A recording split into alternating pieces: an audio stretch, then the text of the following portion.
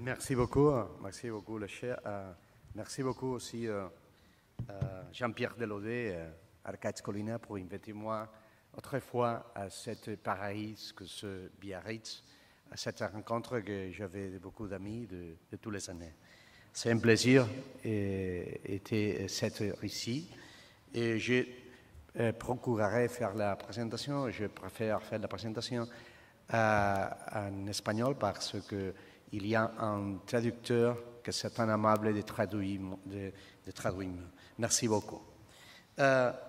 Voy a hablarles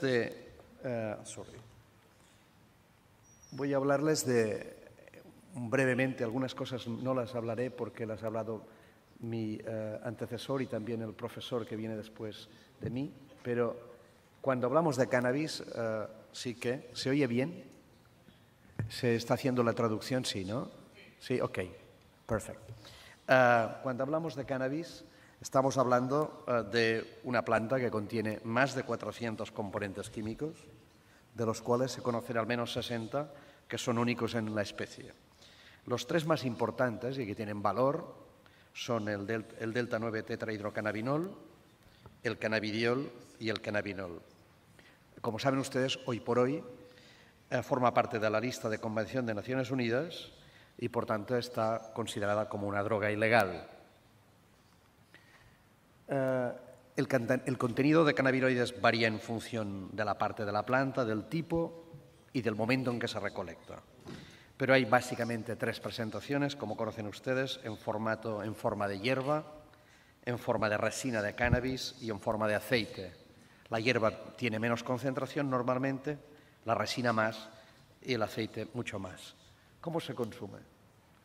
Se consume habitualmente fumado, algunas veces se puede utilizar vaporizadores, aunque es menos frecuente, y también se puede utilizar en aceite u otras preparaciones por vía oral o por vía tópica, aunque por vía tópica es muy poco utilizado, es muy poco absorbible y muy poco metabolizable. La potencia del cannabis ha ido aumentando en los últimos años y las concentraciones de su principal componente también.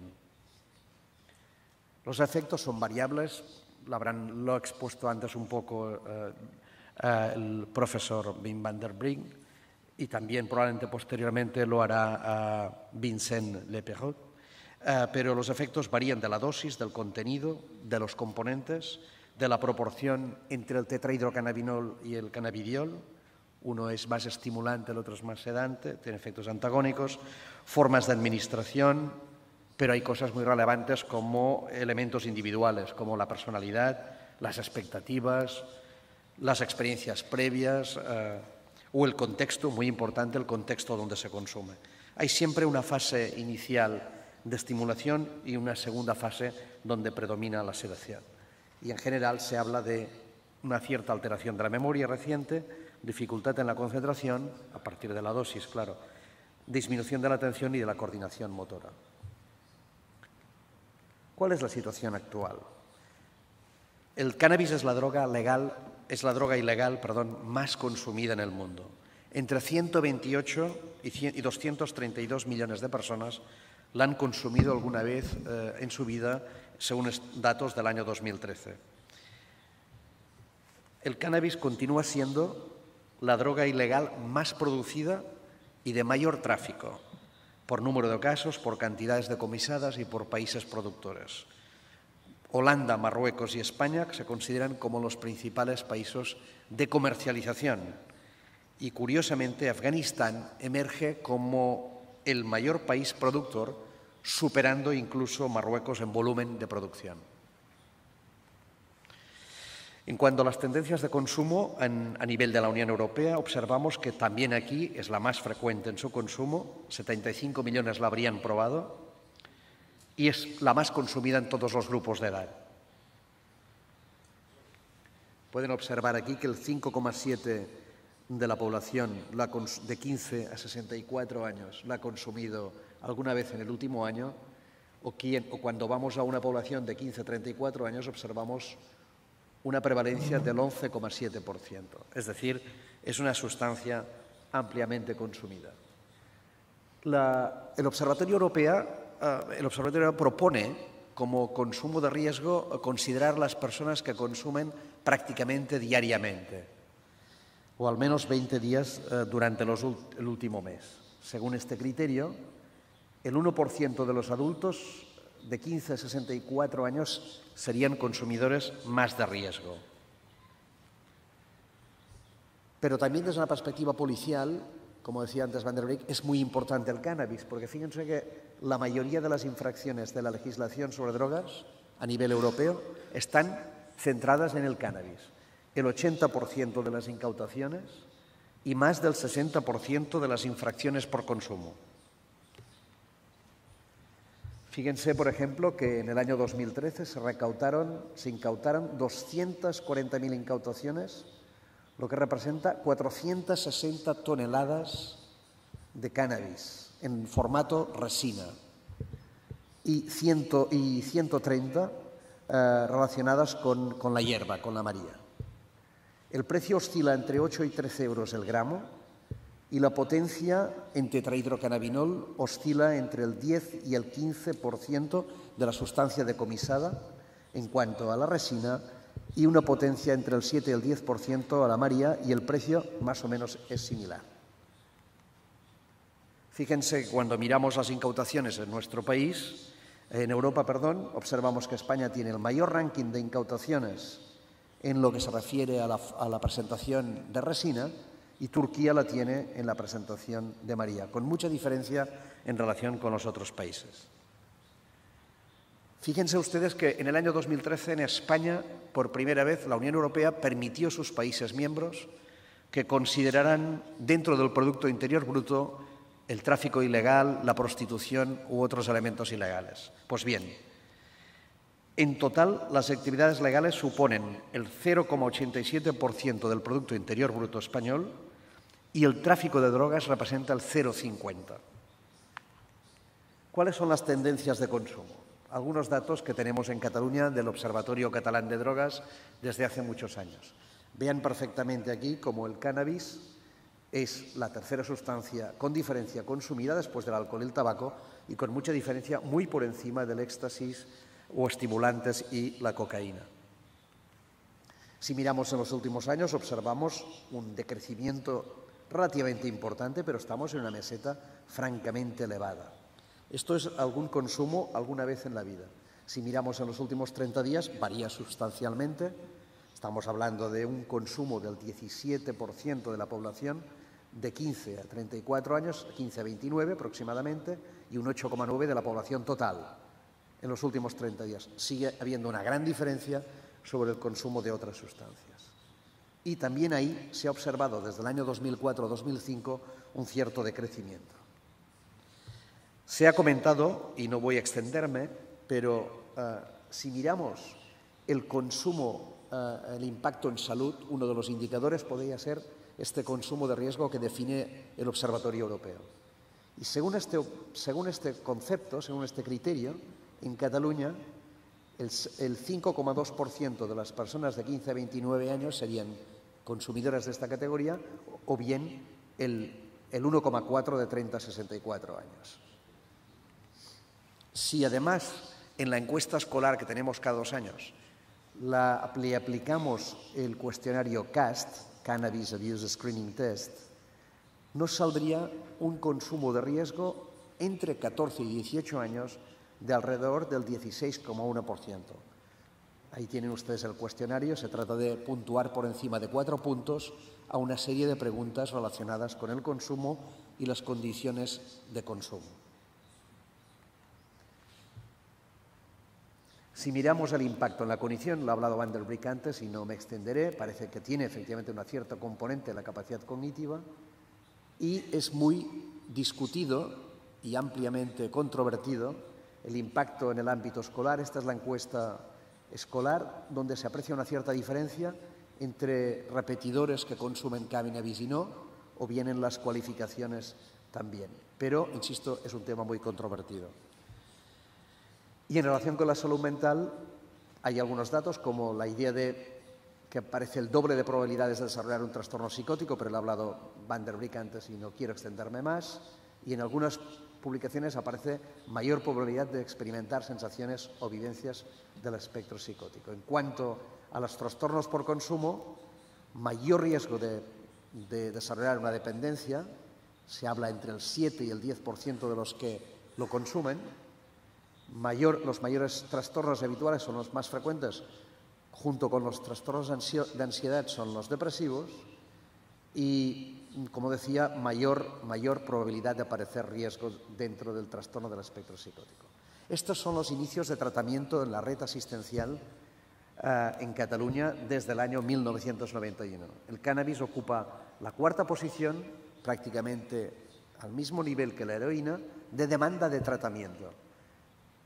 Representa el 12,1% de todas las demandas de tratamiento, alrededor de 13.000 personas cada año. Y fíjense bien que la edad media es de 27 años. La mayoría de las personas acuden por iniciativa propia. Esto es importante porque antes había un subgrupo muy relevante que iban por modificar su condición de sanción administrativa o de penalización para evitar la multa o la sanción. Y además el cannabis tiene un impacto en relación con los factores de riesgo. Y dentro de los factores de riesgo hablaríamos del inicio precoz, la edad media está alrededor de los 14,6 años, hablaríamos del policonsumo, hablaríamos, como no, de la intensidad, a mayor intensidad, mayor probabilidad, y hablaríamos también de su relación o la probable, como factor de riesgo también, en el trastorno por déficit de atención y hiperactividad, en el trastorno disruptivo del control de impulsos y, como no, el trastorno psicótico. Voy a extenderme ahora un poco más aquí, que es el marco legal que tenemos en España y obviamente en Cataluña y que nos ha provocado plantearles el proyecto que les voy a explicar. Consumo individual y la tenencia por consumo no están penalizados. Sin embargo, a partir de una determinada cantidad, el tribunal considera que no es para uso propio. Estas cantidades son 100 gramos en el caso de la marihuana y 25 gramos en el caso del hachís, es decir, el consumo aproximado de 5 días. En caso de tenencia o consumo en la vía pública, automáticamente se aplica una ley aprobada recientemente en España, muy restrictiva, que no permite modificar la sanción por un tratamiento o por un counseling, que es la Ley de Protección de Seguridad Ciudadana y que evidentemente nosotros nos manifestamos claramente en contra de esta norma. Y el Código Penal sanciona con 3 a 9 años si hay una cantidad importante o hay tráfico relacionado con el consumo. ¿En qué nos basamos entonces para valorar y aproximarnos a este modelo de clubs sociales de cannabis que está tan en boga en estos momentos en Cataluña? Pues por un lado tenemos una ley, tenemos una legislación que es la ley de asociacionismo. Una persona puede asociarse y está amparada por el artículo 22 de la Constitución española, por tanto, todo el mundo puede tener o adherirse a una asociación. Y por otro lado, tenemos la idea del consumo compartido. ¿Y qué es eso del consumo compartido? Pues hay diversas sentencias del Tribunal Supremo que apuntan por dónde podría ir el consumo compartido. En primer lugar, que no se produzca difusión de la droga respecto a terceros, que no exista contraprestación económica más allá del coste, que la donación sea para un consumo más o menos inmediato. Ahí apunta algunas ideas sobre lo que podría ser el consumo compartido. Y además hay alguna serie de dictámenes jurídicos que avalan esta situación. Habla de usuarios previos de cannabis y habla de pertenecer a un circuito cerrado de personas. Este es el marco internacional. Como saben, Holanda tiene directrices de la Fiscalía Nacional y licencias municipales. Washington y Colorado aprobaron no hace mucho leyes concretas con sistemas de regulación distintos y con edades superiores a 21 años y con tenencias hasta una determinada cantidad. Y Uruguay tiene una ley nacional con un registro en el Instituto Nacional, 18 años de mínimo y deja hasta 40 gramos máximo de posesión.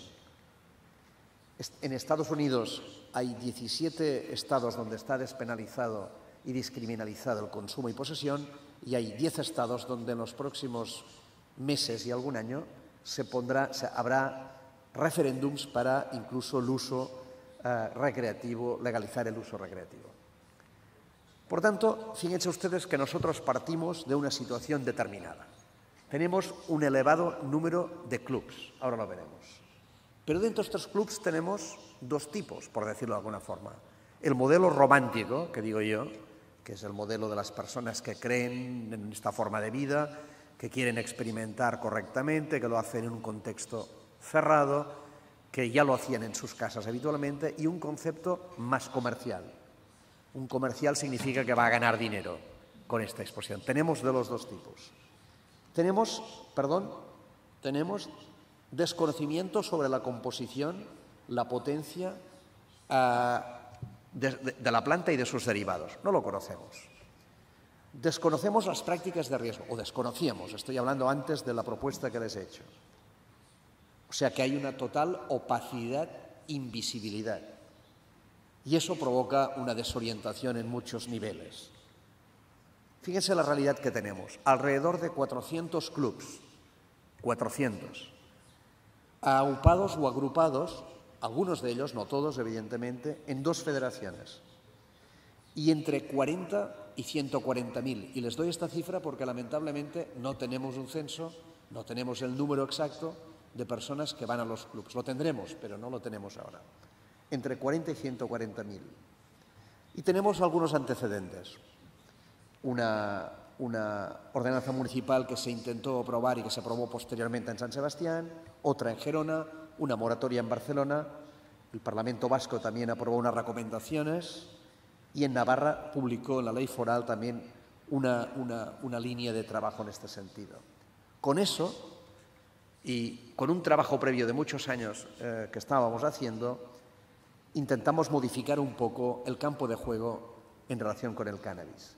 Y lo hicimos desde la percepción o desde la idea de la gobernanza, un término que hoy se utiliza muchísimo. Y nos dice actualmente las políticas globales en las que estamos trabajando, nos dicen que hay una amplia aceptación de las políticas de reducción de daños, que emergieron evidentemente en los 70, pero que se han consolidado e incluso se incorporan en ámbitos como el alcohol. Que hay una progresiva tendencia a descriminalizar el uso de drogas en países donde estaba criminalizado y que hay una apuesta clara por potenciar la salud versus la penalización y que hay un interés creciente para explorar la viabilidad de la regulación como un instrumento de control de mercado, especialmente en algunas drogas, el caso del cannabis, y también en el juego. Fíjense, tuve la oportunidad de trabajar en un proyecto internacional llamado ALICE-RAP, participado por todos los países de la Unión Europea. Hicimos un estudio sobre gobernabilidad, gobernanza, y encontramos 4 clústeres, 4 ejes. Un eje sobre políticas comprensivas y estilos de vida, y en su opuesto, políticas reactivas de drogas. Y en el eje hacia la derecha había un importante, digamos, objetivo relacionado con la salud pública y el bienestar, y otros países que se encajaban más en el modelo de enfermedad y sobre todo de seguridad. Bien, nosotros nos situaríamos en la parte superior derecha, es decir, en políticas comprensivas de adicciones y en esta visión, esta perspectiva de salud pública. Al lado de países como claro, dentro de los países hay regiones y en todas las regiones hay casos especiales, ¿no? Pero básicamente con Chequia, con Portugal, con Luxemburgo, con Holanda, con Alemania, con España. Miren ustedes este esquema que seguramente las personas que trabajan en el mundo de la salud pública lo tienen muy estructurado. Creo que este es un esquema fundamental para entender la salud pública y también para entender por qué desde la perspectiva de salud pública trabajamos con el cannabis.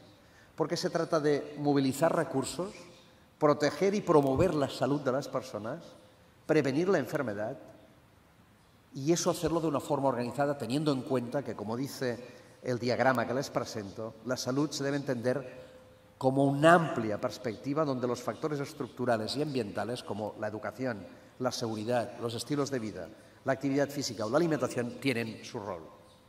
Por tanto, trabajamos a nivel de protección de vigilancia epidemiológica, de promoción de la salud y de la prevención, con el control de la demanda y control de la oferta.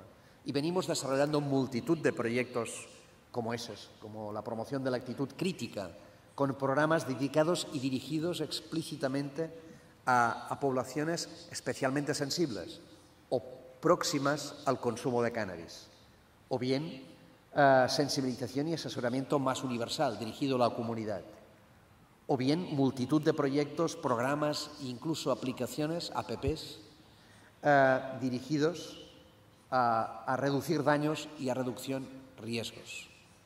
Déjenme introducirles un concepto importante también de cambio del paradigma, que es, en vez de hablar de dependencia clásica, tendríamos que empezar a hablar también de un continuum en donde a veces puede haber alguna intoxicación, a veces puede haber un consumo, pero que es un continuum.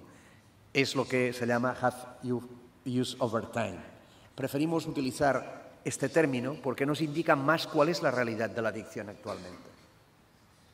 Entonces, nos planteamos un modelo que nos permitiera mejor, iré después aquí, optar por esta oportunidad. Pero el Observatorio Europeo, fíjense que nos dice también, y lo dice desde hace años, que existen posibilidades de trabajar con reducción de daños en el ámbito del cannabis. Y habla de counseling sobre seguridad, en la manera de administrarlo, habla de moderar el uso, de desalentar la mezcla de cannabis con otras drogas, de prevenir drogas y conducción, de reducción de la exposición al humo de no fumadores, de la educación sobre determinación de signos de uso problemático, es decir, de hace años, habla también de la reducción del daño. Y estos criterios se basan en la evidencia y el consenso técnico disponible, que habla de la importancia de la edad de inicio, de la relación entre disponibilidad, de las estrategias de información y prevención, del impacto en la publicidad directa o indirecta, de la relación entre la densificación de espacios, de la limitación del acceso a clubs a menores o del periodo de carencia. Con eso nos planteamos un marco normativo que es nuevo, a partir de un trabajo de mucho tiempo en relación con el Parlamento de Cataluña, en la Comisión de Salud, con un grupo de trabajos de los actores más importantes del Gobierno, trabajándolo con la Federación y Asociación de Municipios de Cataluña también y con las federaciones de clubs de cannabis. Y se aprobó en enero pasado una resolución que habla de criterios en materia de salud pública para los clubs sociales de cannabis y las condiciones del ejercicio de su actividad. Estos criterios se dirigen a los ayuntamientos para otorgar las licencias municipales y habla de limitación de acceso, habla de edad mínima, 18 años, ser consumidor de cannabis, no ser socio de otro club, acceso exclusivo a las instalaciones del local para socios y socias, medidas de control de acceso al club, oferta de servicios de asesoramiento e información profesionalizados, dirigidos a los socios y a los profesionales, formación de reducción de daños y prohibición, evidentemente, del consumo de alcohol y otras drogas en los centros, limitación de la venta o comercialización de cualquier otro bien para no considerarles bares, condiciones de salubridad de los locales según las normas vigentes, un periodo de carencia de 15 días para evitar el turismo canábico. Barcelona tiene una gran capacidad de atracción y hay muchas o algunos clubs que ofrecen inmediatamente en un paquete turístico la posibilidad de incorporarlos, por tanto eso lo queríamos evitar. Limitación horaria y limitación de ubicación. Limitación de todo tipo de publicidad, respeto a la normativa e inscripción en el registro de asociaciones ex profeso. Por tanto, déjenme atrás y termino. Por tanto, ¿qué oportunidades nos da este modelo de salud pública? Nos permite conocer mejor la realidad del fenómeno, número de consumidores, número de clubs, formas de consumo, prácticas de riesgo, para intervenir con mayor eficacia. Permite acceder a la población usuaria de drogas, que no accedemos cuando se consume en casa o consume en la calle. Y podemos establecer métodos de detección precoz y de prevención de riesgos. evita el contacto del consumidor con el mercado negro y con el consiguiente consumo de otras sustancias ilícitas. Permite conocer la composición, la potencia, la adulteración de la planta y de sus derivados. Incorpora, como he dicho, políticas de prevención de riesgos y daños dentro de los clubs. Posibilita límites, edad, carencia, número máximo de socios, horarios y condiciones y ubicación, distancia mínima entre clubs. Prohíbe, controla y sanciona actividades de promoción. Visibiliza a aquellos clubs que tengan criterios claramente comerciales, con lo cual se puede hacer un trabajo dirigido a ellas más explícitamente, desde una perspectiva legal, quiero decir, y evita la escalada de penalización en el sistema judicial que no tiene fin. Y termino concluyendo, el cannabis es la droga ilegal más consumida en el mundo. El consumo de cannabis evidentemente conlleva riesgos para la salud, no lo negamos,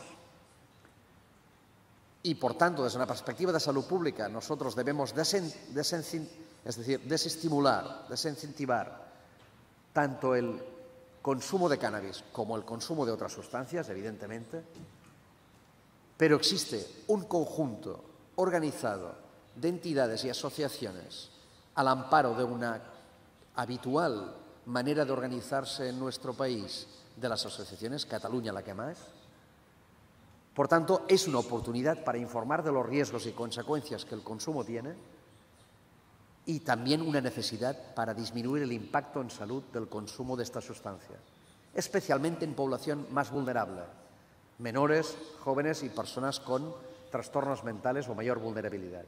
Y evidentemente hay un objetivo muy relevante que es separar el consumo de cannabis de otras drogas y evitar el mercado negro. Por tanto, lo hemos hecho desde la perspectiva de las intervenciones en prevención utilizadas en reducción de daños, que se han mostrado extraordinariamente efectivas en los últimos 20 años.